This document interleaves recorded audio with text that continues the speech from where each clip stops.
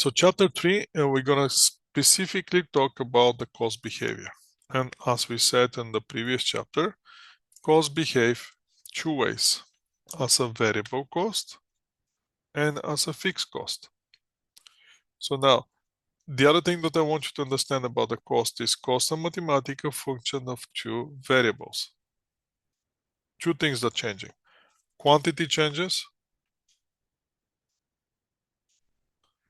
and we have cost per unit.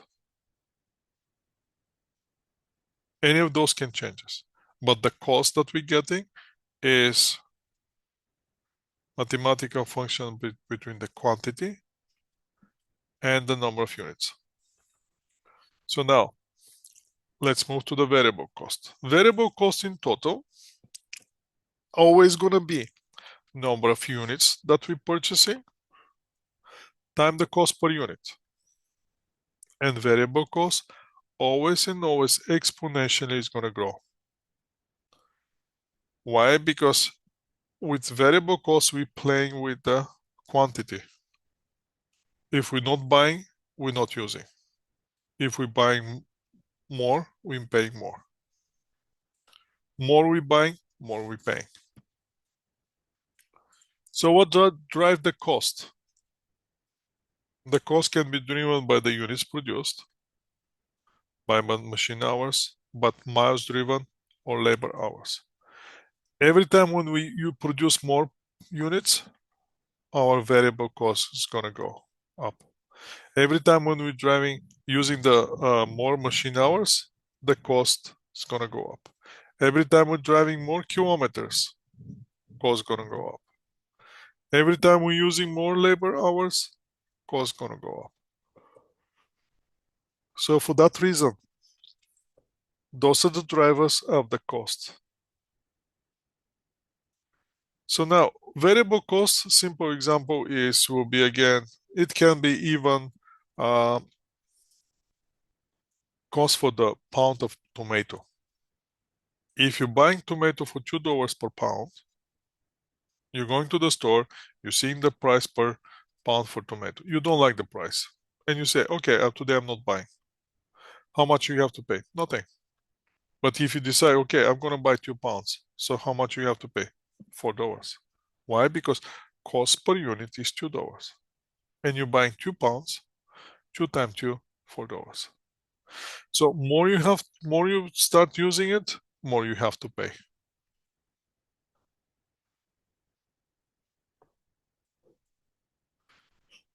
Next thing, variable cost per unit.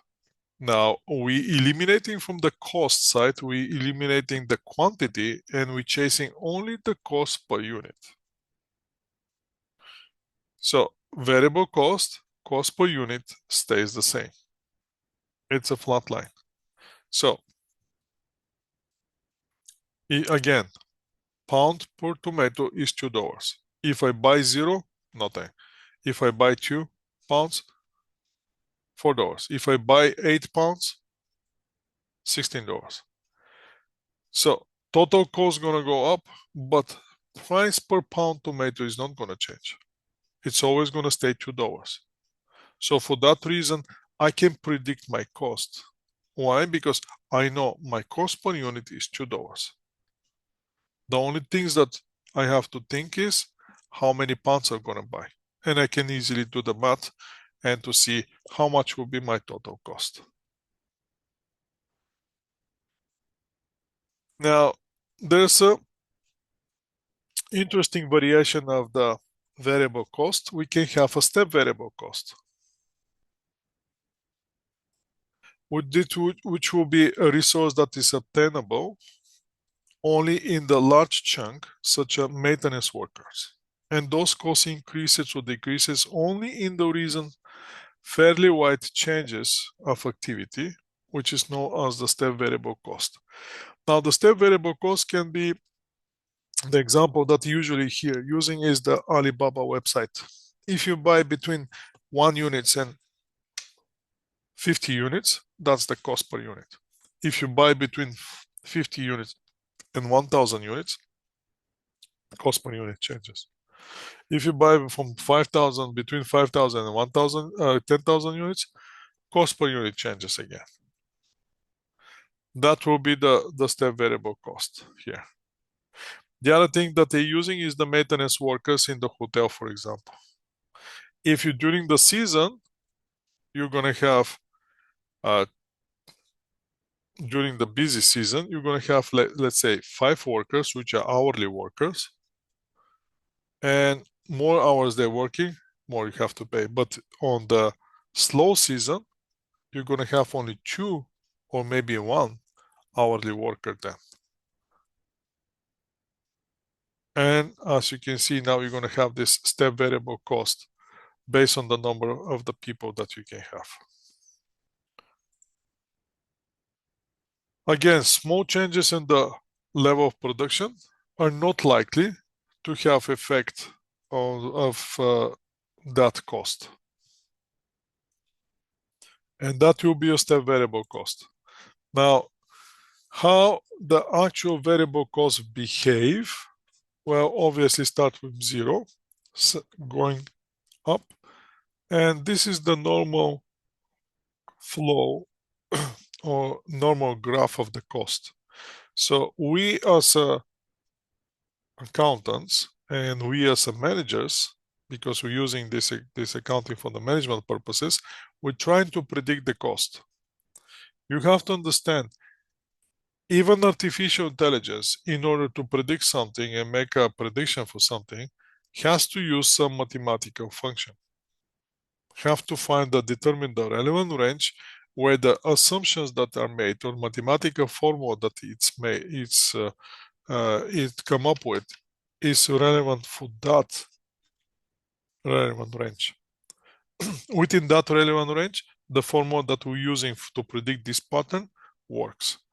If we get out of this relevant range, that formula doesn't work. We have to choose another formula. And that's how that's how artificial intelligence works. But here we're using for the management purposes in order to analyze cost and predict the cost. We're trying to find the range where the cost behavior can be predicted as a mathematical formula.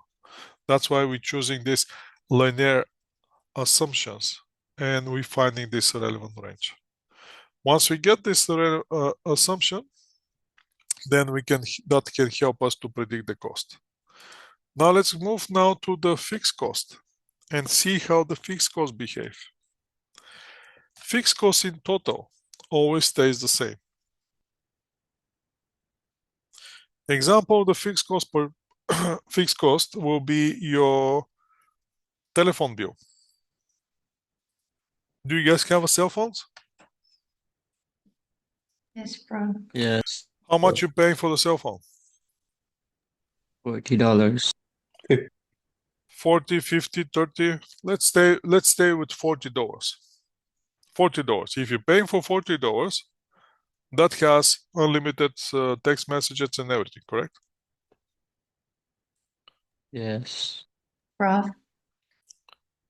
Now the question is, now the fixed cost per total always gonna stay. So it doesn't matter how many text messages you're gonna send. The cost per will be only $50, correct? Yeah. Doesn't matter to whom you're gonna call. Yes. The cost gonna stay the same. Mm. Now let's see. Now don't change the country though, because if you go to US and start calling from US, that's gonna change your cost. But if you, as long as you're in Canada, you have a local, all Canadian and all international included on the $40. You don't have to worry about the cost.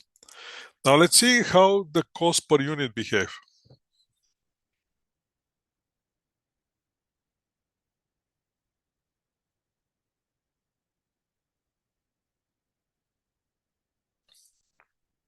Now cost per unit always gonna go down.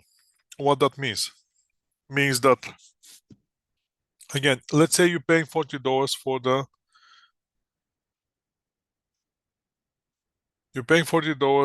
monthly for unlimited text messages. If you send one text message and one text message only, how much that text message is going to cost you? 50.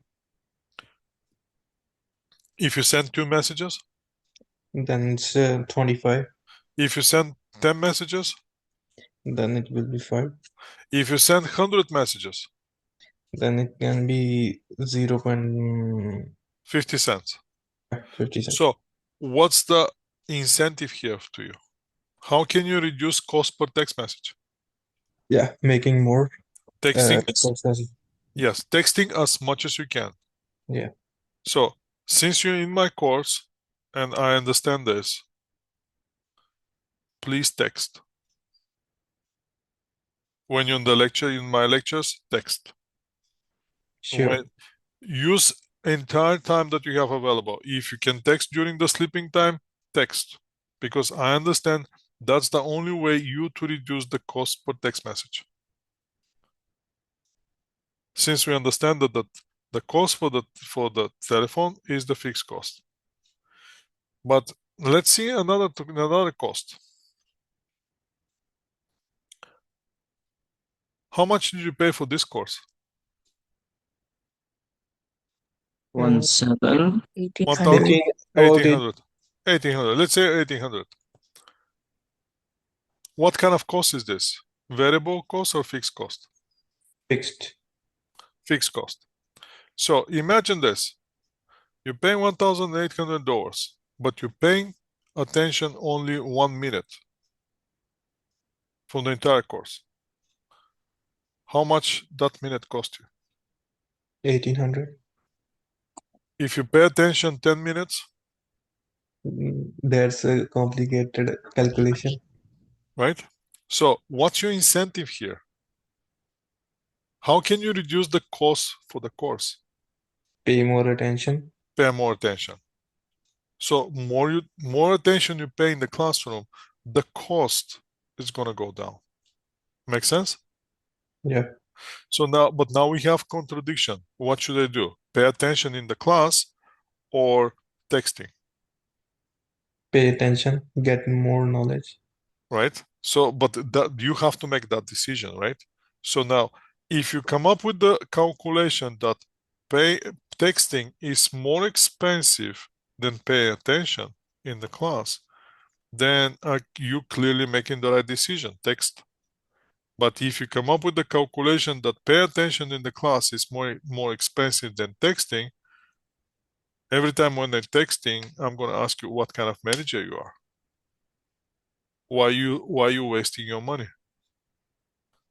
Because you're the one who paying for the texting, for the cell phone, and you're the one who paying for the course. So you as a good managers, you have to make the right decisions, right intelligent decisions based on the data driven.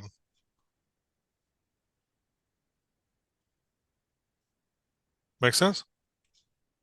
Yeah. So once you have the data, make the intelligent decision. So please start paying. Every time when you see that the cost per pay attention is more, then probably pay attention. Why?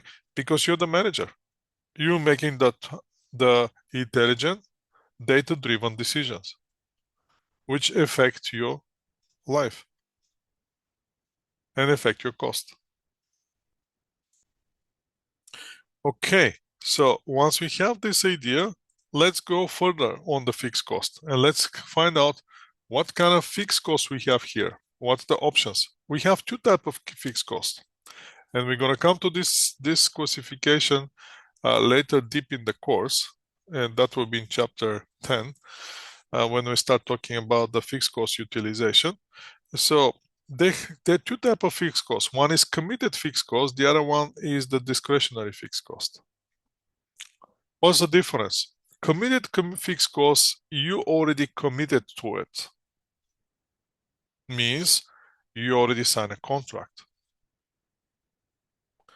Perfect example for committed fixed cost will be your telephone bill. How many of you currently have a contract with your cell phone provider? Now the question is, if you have that contract, can you cancel that contract? No. Yes. Yep. Yes, technically the company says, yeah, you can cancel the contract, but there's a catch. You have to pay me the remaining balance. Whatever Right. says, right? Whatever says on the balance, you have to pay me that one. So basically, can you save on that cost? No. So that's the committed cost. The other example of committed cost is the contract that each of us sign at some point of their lives, which is a long-term commitment and says to share everything until we die. So what is that contract called? Do you remember? That's called a marriage certificate, people. That's another committed cost. Hmm. You're committing with another person in front of the witnesses and you're signing a contract on which contract says is to share everything, the good and the bad, as long as you're in that contract. That's another committed cost.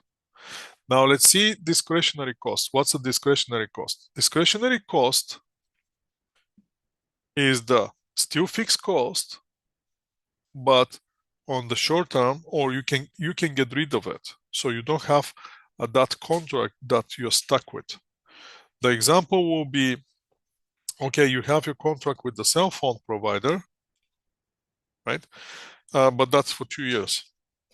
After the second year, when the contract expires, you still don't have the contract, but now you can cancel the contract anytime you want without any further consequences. In that case, that become a discretionary cost. Make sense? So you can see now how from the committed move to the discretionary. So remember those costs because those are very important costs. Committed cost is the one that you cannot change. But the discretionary cost is the one that you can cancel if you don't want it. And you can keep it only when you need it. So why this is important? Because apparently 93 or not to 95% of the professional players, they don't understand this one. That's why the statistic is 3 to 5 years after they stop playing professional, they getting bankrupt.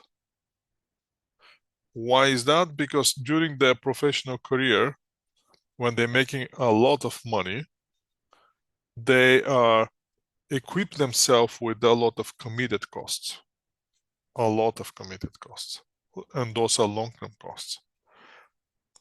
And once they stop playing and that ginormous salary that they have disappears, committed costs still going in order to support their lifestyle, in order to support their expenses and everything. By the time they figure out what's happening, they're already bankrupt. That's with the example of the professional players. In the business, during the business, you always have to know where you are. Are you on discretionary cost? Are you on the committed cost? Because that will be the only options that you may have to manage the cost properly and to get the maximum benefits of the cost. Again, cost is against you, or no questions about it, but you cannot live without cost. So the trend, what's the trend between the fixed cost and the variable cost? The trend is you to move the variable cost into the fixed cost. One example, the one that you want the fixed cost rather than variable cost. Imagine this. You have this employee, young employee, you just happen to hire him from, let's say, Accenture School of Management. You hire that person for short period of time. But on the short period of time, you're going to pay the student hourly wage, which definitely is the variable cost. But through the short period of time of employment, you find out that this employee is very diligent, pay attention to details, he's very conscientious, and you want to keep that employee. What you gonna do?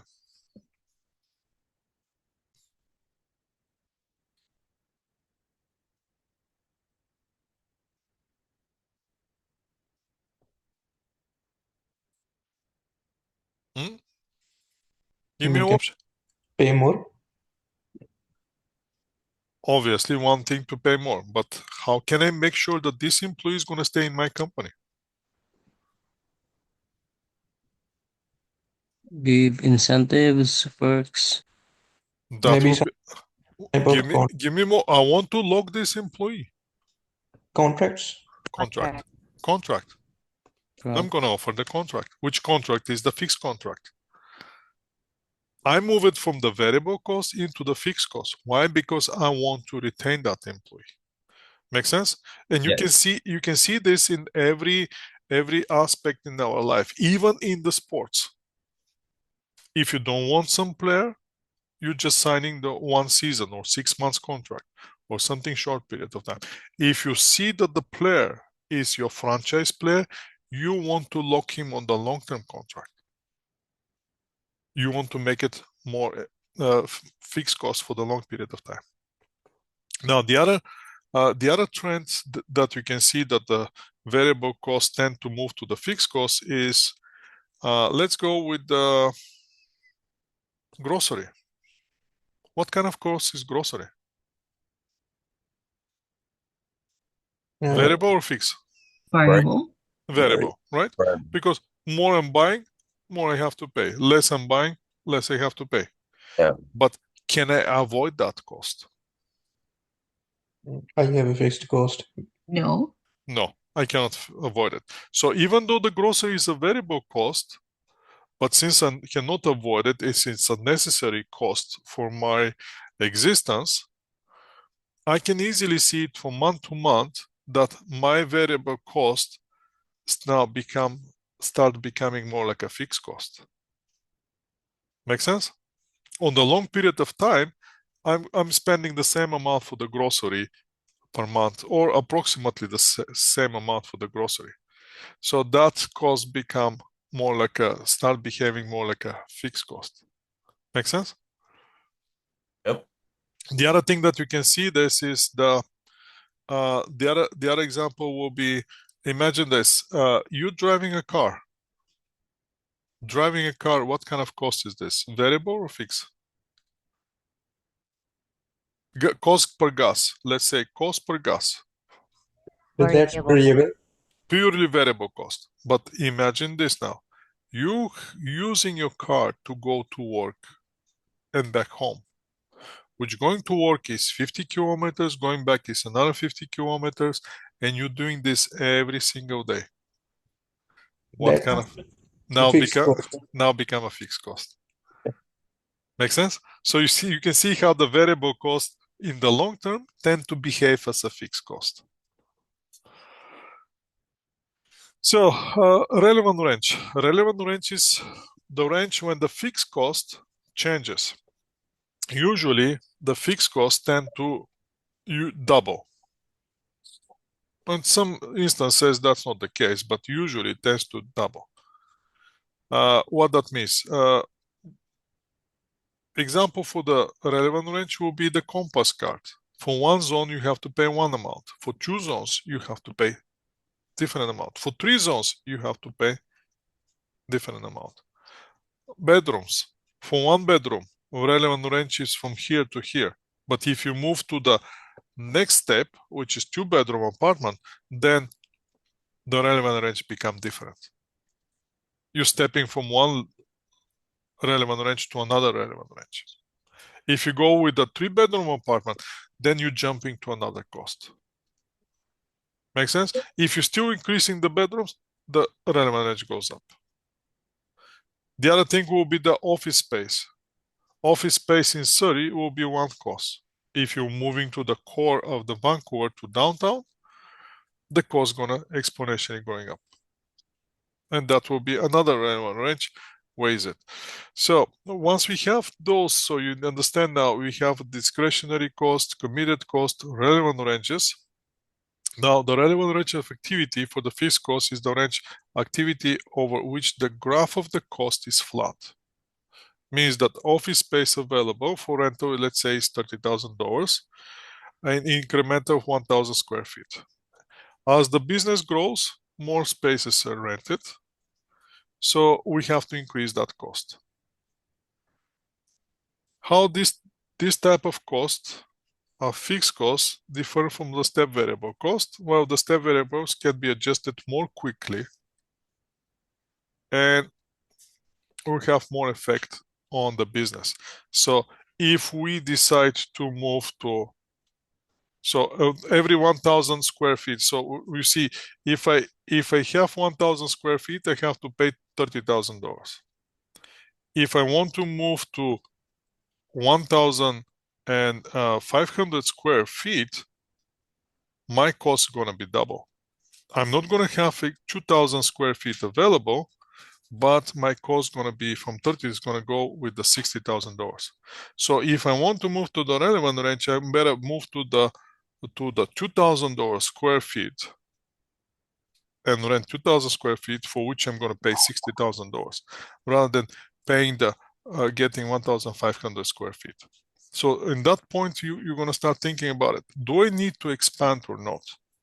Because if my increments is 1,000 square feet and I need 50,000, only 50,000 extra, do I need to rent another 1,000 square feet and double my cost? Mostly in that case, you're going to say no. I better shrink myself or to live without those 50 square feet rather than moving to the next relevant range.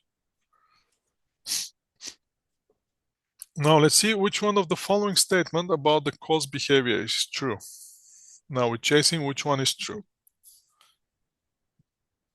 Fixed cost per unit vary with the level of activity. Is that true?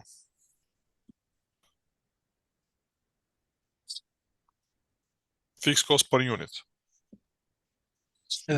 Yes. Yes.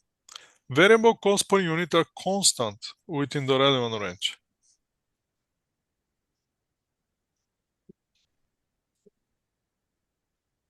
Yeah. Yes. Total fixed costs are constant within the relevant range.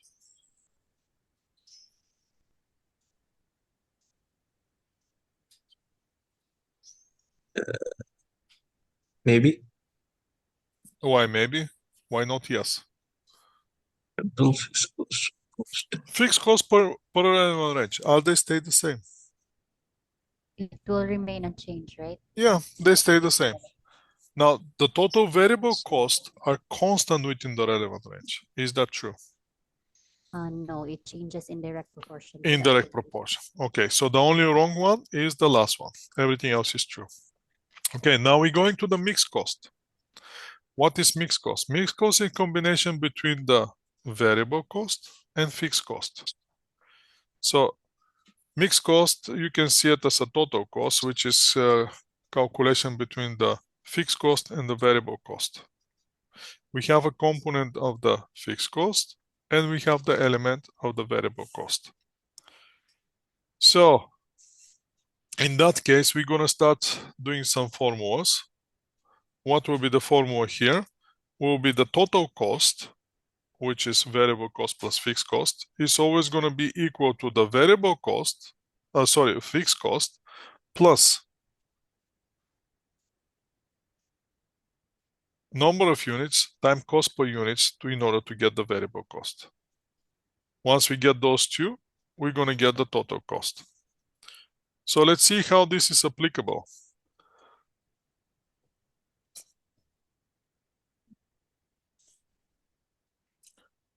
If your fixed cost, monthly fixed cost utility charging $40, And your variable cost is 3 cents per kilowatt. And your monthly activity is 2000 kilowatts. What will be your total cost?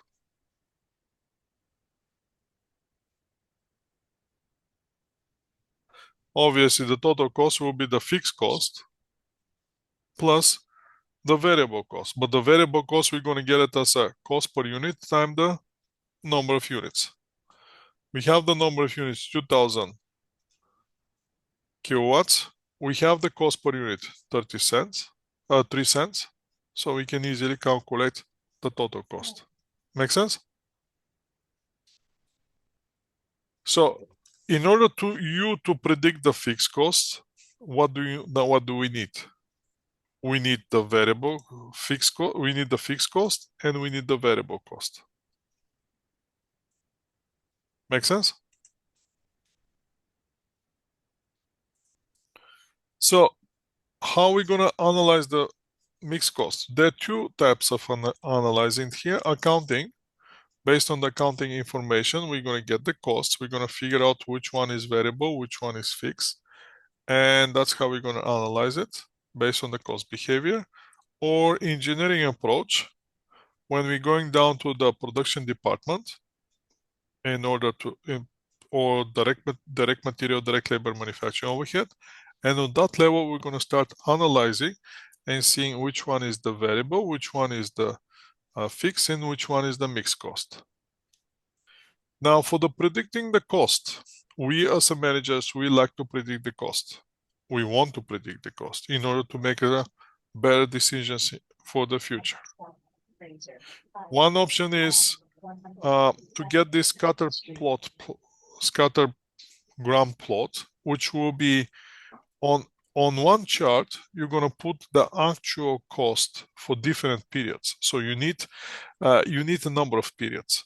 This is not going to happen if you try to predict the cost based on 1 month information. You need more data here. Once you put the actual results, then you can start looking for some kind of pattern.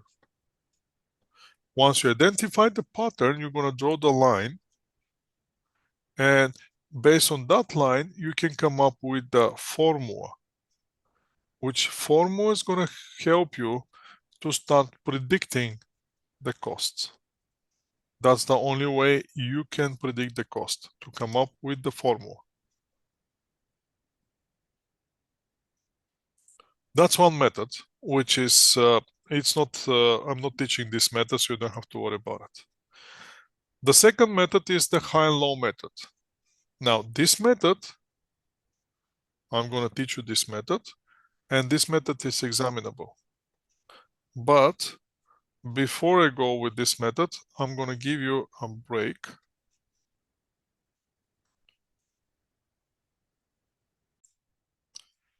So high and low method, again, why we need this high and low method is try to predict the cost. Which cost? Total cost. So what I'm going to do is I'm going to transpose this information to Excel spreadsheet, and I'm going to move completely to the Excel spreadsheet.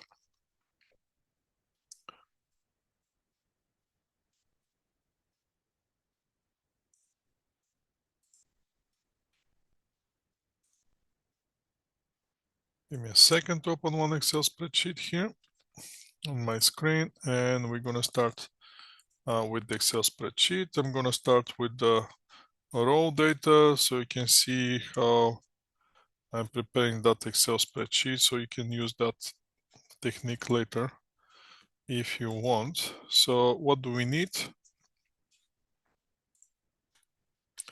Obviously, we need something like months, January, February, and keep going down. I believe we want it all the way to June. We have our months for the information. Then we have, that will be our month of operation. Then we're gonna have the units of usage, hours of usage. Let's get those hours of usage, and hours of usage are 625, 500, then we have 700, 550, then we're gonna have 5775, and the last one is 800 hours. More like 800 hours like this. So the last thing that we have is the total cost.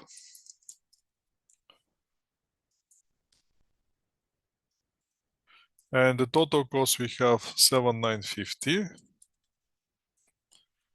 Then we have 7,400. Then we have 8,275. Then we have 7,625. Then we have 9,100. And then we have 9,800. So let's change this one to 9,900 here. That's how I want that information to be. So let's put here number of the cost as a dollar amount. Hours are just hour of usage. Let's make it like this. So we're going to have all those 3 columns. Let's make a nice chart here.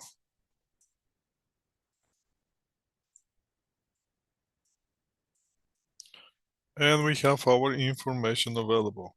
So the next thing that I can do is put some colors and make it more presentable. There we go. So what do we need to know? First thing first. In the high-low method, we need to identify which period we have the highest usage. So our driver for the high and low will be the usage. That's what we need in order to come up with the idea which one is high, which one is low. We need the usage. So on which month is our highest usage? June. In June. So in June, for the month of June, we have usage of 800 units, correct? Where is our low usage? February.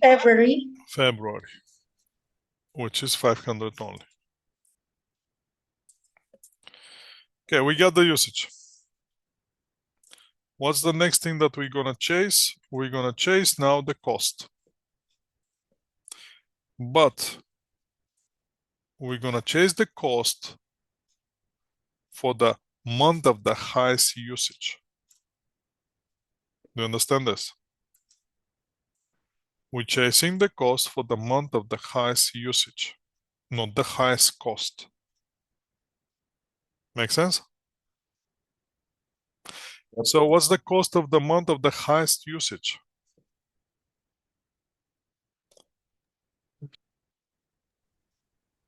$9,800. 9,800. We're not, again, I'm not chasing the highest cost. That's why I put here the highest cost. That's not my objective. I'm staying on the high and low based on the usage.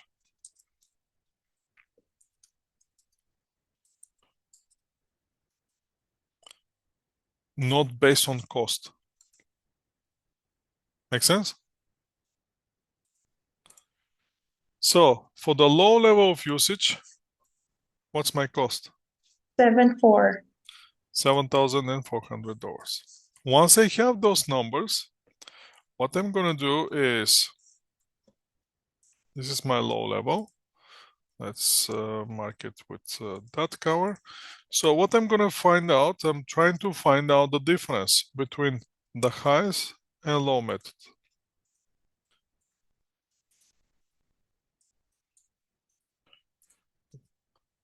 What's the difference first in the usage? 300. 300. This one minus that one is going to be 300. How about in the cost? 2,400. This one minus that one will be 2,400. Okay, so I have something. Now, what's my objective? Before I move forward, what is my objective? My objective is to find the total cost, which I already know the total cost is equal to the fixed cost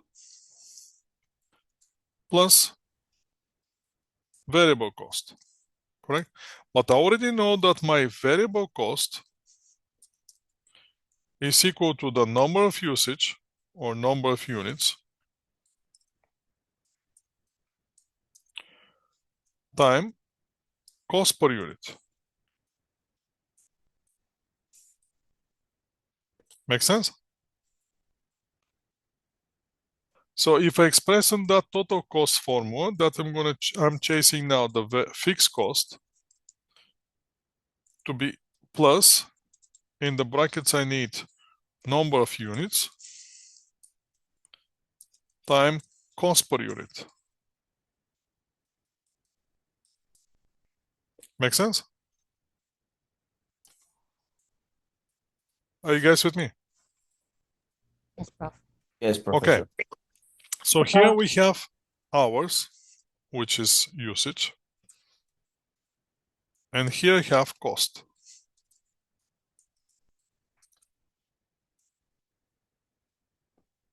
Correct? So what can I get from those two? From those two, the only thing that I can get is, since I have the total cost and difference in difference and total units in difference, I can try to get cost per unit.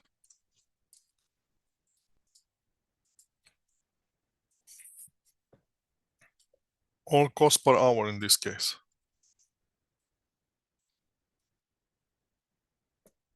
Unit/hour. So how can I get that cost per hour?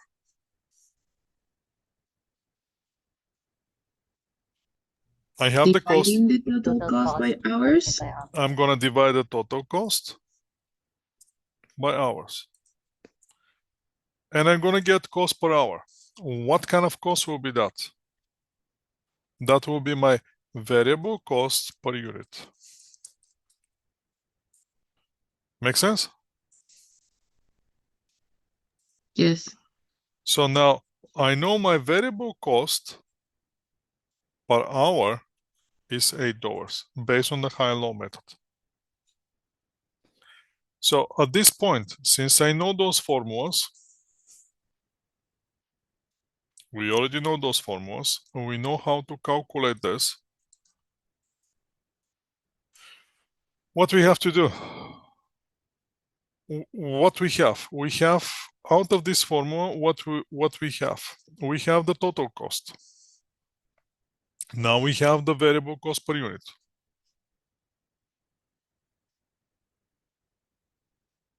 We have the number of the units. What we don't have? We don't have a fixed cost. So let's try to find the fixed cost. We're trying to find here the fixed cost. How we can find the fixed cost? We can use either high level or we can use the low level.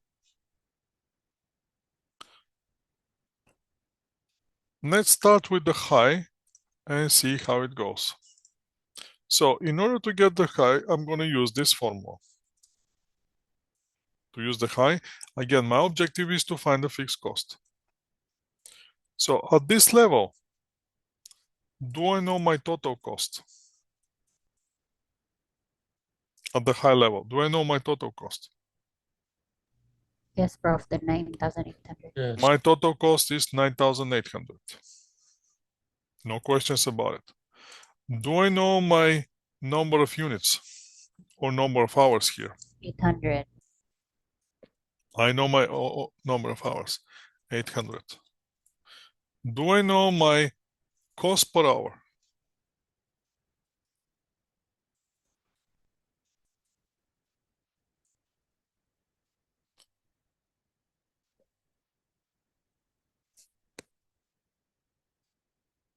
Do I know it?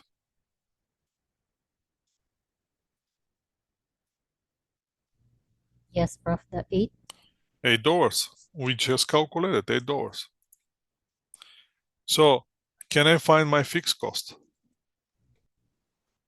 Yes. So what I'm gonna have? I'm gonna have the formula will be 9,800 should be equal to fixed cost, which I don't know, plus in the brackets I'm gonna have 800 times $8, correct?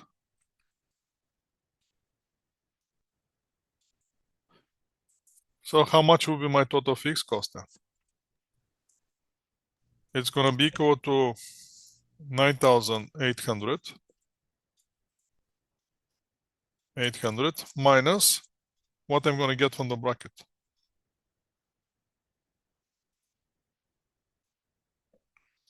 6,400. 6,400. And my fixed cost will be equal to 3,400. 3,000 3,400. 9,800 minus brackets this one time that one. 3,400 should be my fixed cost using high point, correct? If I'm using high point, that should be my fixed cost. Now let's use the low point and see what's going to happen. This is at the high point. Now let's use the low point. And let's put it parallel here. Low point. February, 500 units. So again, I'm using this formula. I'm not changing anything. I'm using this formula. Do I know all this information? Yes. How much Yes. is my Yes. total cost? 7,400. 7,400. 400. All right. Do I know my number of total hours? Yes, 500. 500. 500. 500 hours. Do I know cost per hour? Yes, 8. 8. We already calculated Eight. $8 per hour. So I need to find out fixed cost. How I'm going to find the fixed cost? What will be that? That will be $7,400 should be equal to 500. fixed cost, which I don't know, Uh-huh. plus in the brackets I'm going to have 500 500 times $8, times 8. $8. So what I'm going to have? Fixed cost should be equal to 7,400 minus 4,000. 4,000. So the fixed cost will be equal to 3,400. Same 3,400. 3,400. Let's see if that's now we're going to use this one minus bracket this one time that one and close the bracket. Boom, 3,400. So is there any difference No. Do between they one method? always have to be the same amount? They always end? gonna no they don't have to. They're always gonna be the same Oh, amount. okay. So that's our objective here, to see that it doesn't matter which point you're gonna use. Are you gonna use the high? Are you gonna use the low point? It doesn't matter. You're always gonna get the same result. So do you have to do those two calculations? for that reason? No. No. Stay with 1 point, do at 1 point, figure out how much is the fixed cost. So why we're doing all this exercise? What was the objective here? We to try to predict the cost. Now, the question is, once I know my fixed cost, and I know my fixed cost is the constant, total fixed cost is fixed cost, it doesn't change. What else I know? My variable cost per unit, it also doesn't change. Can I predict the cost? Well, let's express it now in the formula. How much will be my total cost? Total cost will be equal to, do I know my fixed cost? Yes, I know it. $3,400 plus, in the brackets, what I'm going to have? Number of units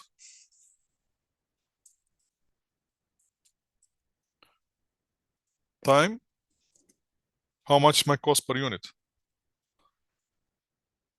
$8.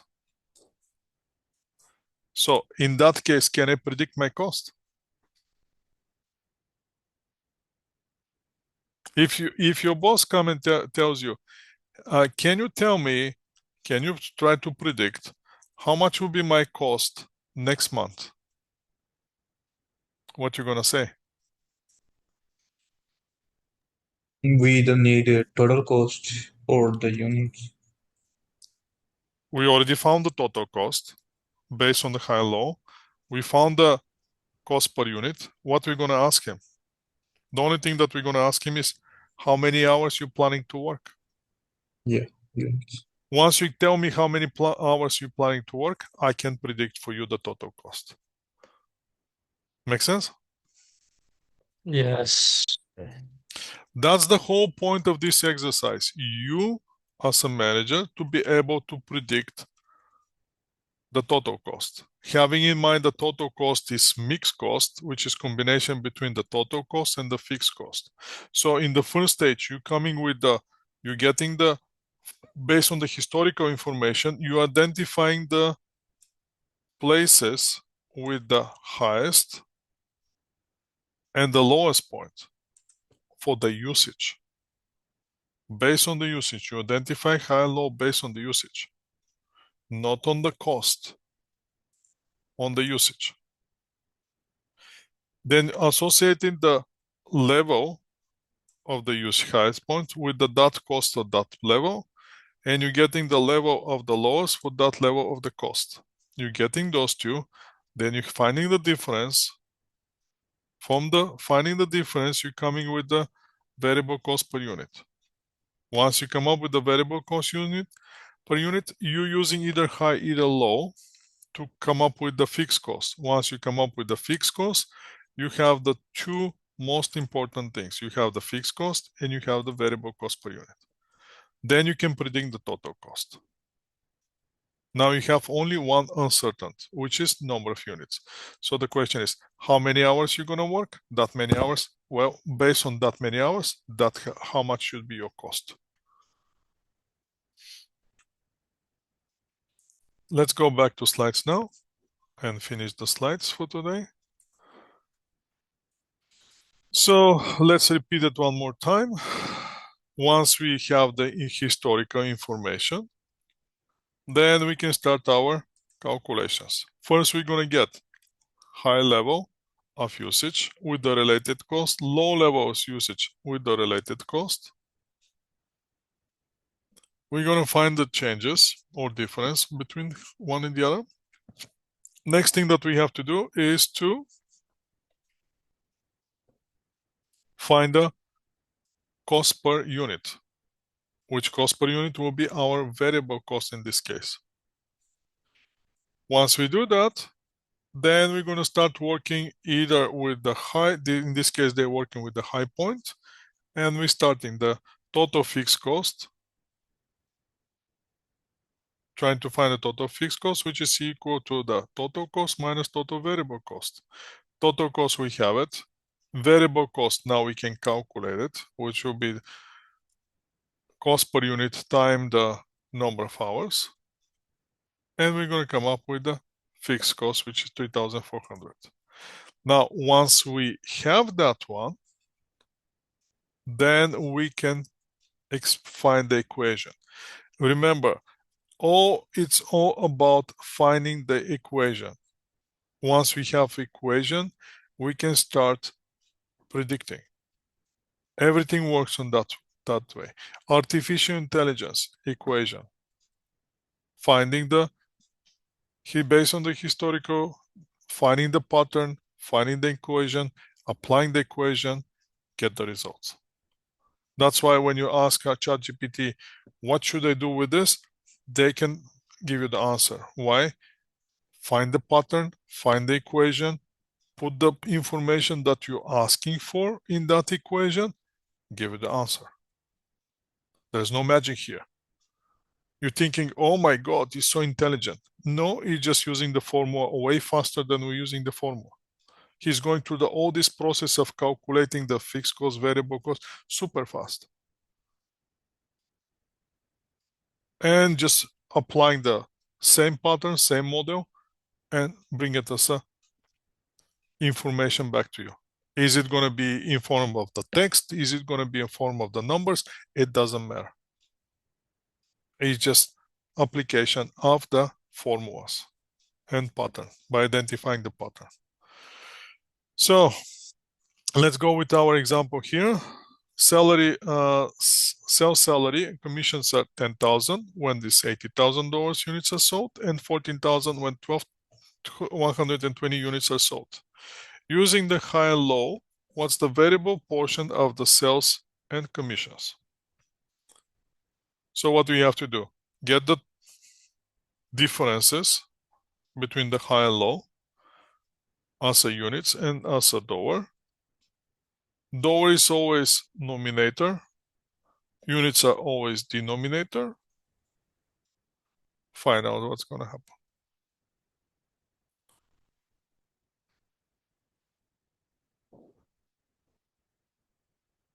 What will be your answer here?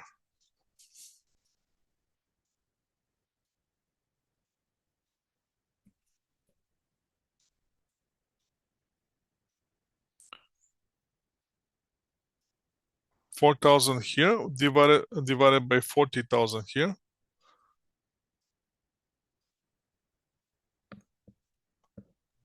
10 cents. 10 cents. Once we get the 10 cents, by using high and low, can we predict how much will be my fixed cost?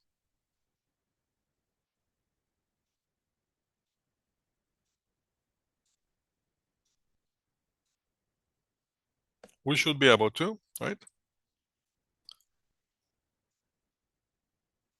If you have 10,000 on one side, on the other side, you're going to have 80,000 times 10 cents. 2,000 is going to be the total. Yes, 2,000 is going to be the answer. So now, this is for the high and low method. Now, the downside of the high and low method is this equation is applicable only and only at the high and low point. If you're trying to use this equation for any other points, let me show my screen.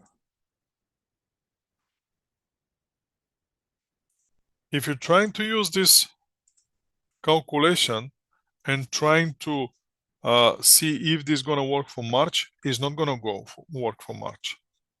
It's not going to work for April. It's not going to work for January. Works only on the high and low point. That's all. But again, we're using it only for the predictive purposes, not to find the past, only for the future. So for that reason, it's useful, but again, has limitation. Everything that's useful has limitation. The other way to predict the cost will be this last square regression method. Very interesting method, but we're not teaching it. So you're safe on that point. The last thing that I want you to show you today is the contribution format income statement. And in order to do that, I'm just gonna quickly swing to Excel spreadsheet, and we're gonna finish in the Excel spreadsheet. So you can see this difference between there are two types of statements. In this course, we're gonna use contribution format income statement. Now, having in mind that you're coming from the financial reporting, you already know the traditional income statement, which traditional income statement starts with the sales. Then we have cost of goods sold that we calculated today. Next line is the gross margin. Then we have operating expenses, and we finish with operating income. Now, this is the calculation here for the operating income. Now, for the purpose of the management purposes only, we need a different statement, which is called contribution format statement, which we're going to start using next time. So what's interesting with the contribution income statement? With this contribution income statement, the interesting part is, first, sales are the same. Now, if we have here sales, let's say start with here, I'm going to go with the simple numbers. Let's go with 1,000 here, and let's move those one here, and I'm going to show you the numbers. Let's pretend the sales are 1,000, cost of goods sold is 500. Obviously, gross margin here will be this one minus that one. And then we're going to have operating expenses, let's say 300. And our operating income obviously will be 500 minus 300. Now, with the contribution, we're also going to start with sales. We're also going to finish with the operating income. Our sales will be exactly the same because we're using exactly the same information. 1,000 will be our sales. Our income will be exactly the same. That's not going to change. Also, it's going to be 200. Now, what's going to change is something in the middle. What we're going to do, we're going to pull this cost of goods sold. We're going to pull the cost of goods sold.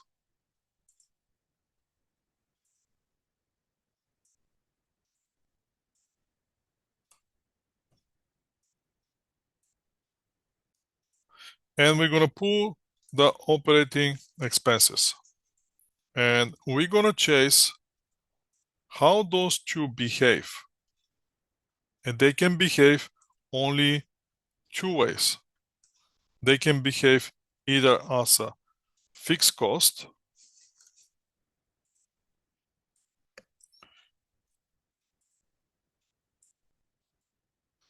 I'll reduce it a little bit more here, and this guy's here.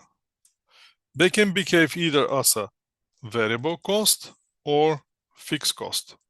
That's the only thing that they can behave. And once we find out, we're gonna plug here the variable cost, and we're gonna plug here the fixed cost. Once we have sales minus the variable cost, that's gonna give us contribution margin. And then we're gonna have the fixed cost, since we know how those costs behave. So basically, we're gonna move from the function, cost by function, based on the cost, how they behave. So in this case, we may find out the variable costs are 600, and the contribution margin in this case will be this one minus that one, and that leaves the fixed cost to be only $200. And then we have 400 minus 200 is going to be 200. So next time we're going to build on this contribution format income statement. And there's a very interesting lecture next time. So please try to be, all of you again like today, try to be here. It's very interesting lecture, a very practical lecture, a very eye-opening lecture. So please attend next time. Thank you for today. If you have, that will be it for today. If you have questions, please stay. If you don't have questions, enjoy the rest of your day. Have a great weekend. Have a great week, and we're gonna hear each other next Saturday.